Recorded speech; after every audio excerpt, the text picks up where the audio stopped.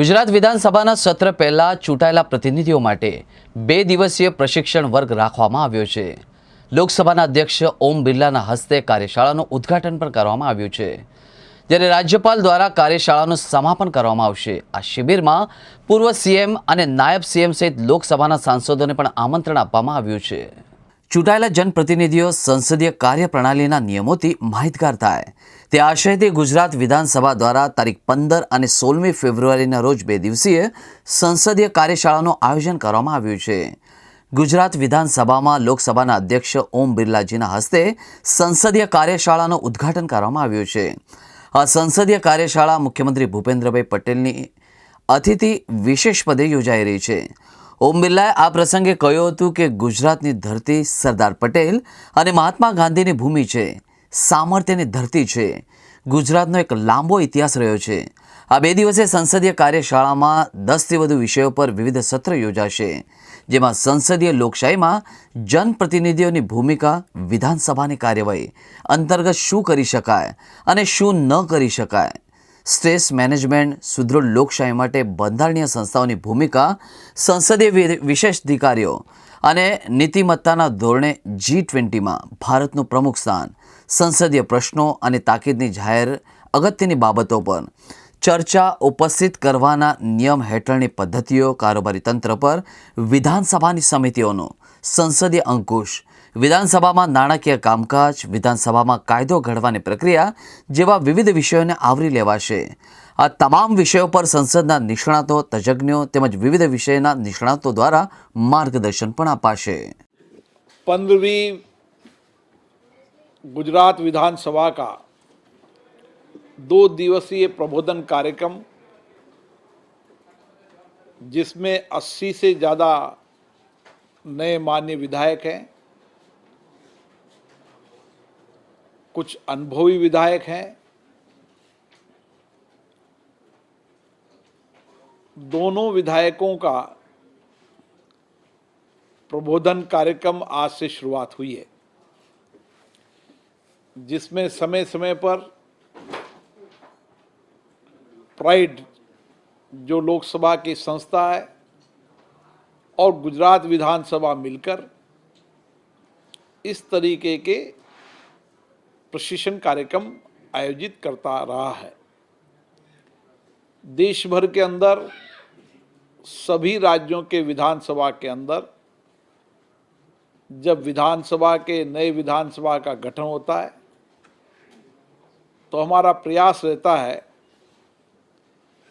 कि सभी मान्य विधायकों को विधायी कार्यक्रम और किस तरीके से माननीय विधायकों की क्षमता संवर्धन की जाए, ताकि इन विधायी संस्थाओं के अंदर मान्य सदस्य सार्थक चर्चा, संवाद,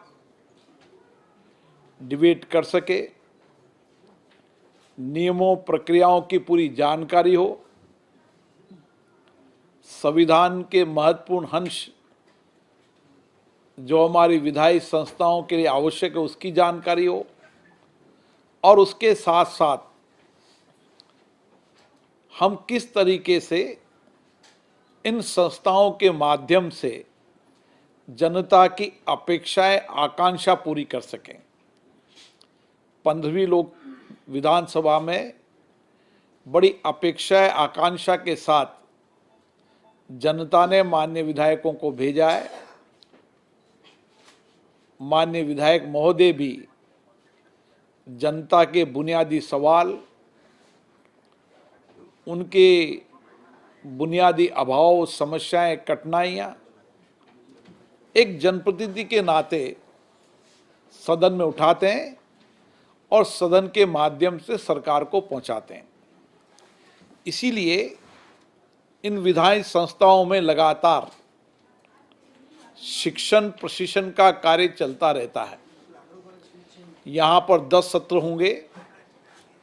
उन सत्रों के अंदर 10 अलग अलग विषयों पर माननीय विधायक और जो इसके अनुभवी हैं वह आपस में चर्चा करेंगे, संवाद करेंगे, कोई जानकारी प्राप्त करेंगे तो जानकारी प्राप्त करेंगे, और उसके साथ साथ विधानसभा के नियमों प्रक्रियाओं की पूरी जानकारी के साथ विधायी संस्था के अंदर चर्चा डिबेट के अंदर भाग लेंगे।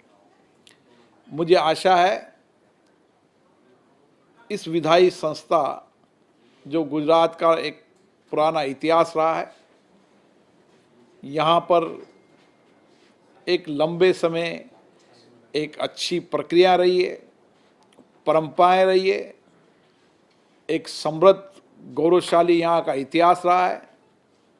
गुजरात की धरती से जहाँ आज़ादी के आंदोलन के प्रणेता आज़ादी के बाद देश के निर्माण में और इसी विधानसभा में पहला संवैधानिक दायित्व निभाते हुए राज्य के मुख्यमंत्री के रूप में माननीय प्रधानमंत्री जी आज देश का नेतृत्व कर रहे हैं।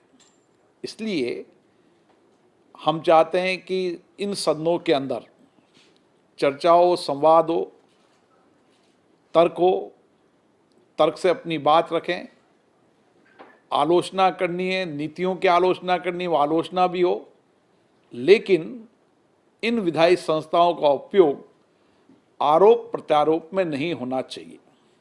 और इसीलिए विधायी संस्था लोकतंत्र का मुख्य स्तंभ है।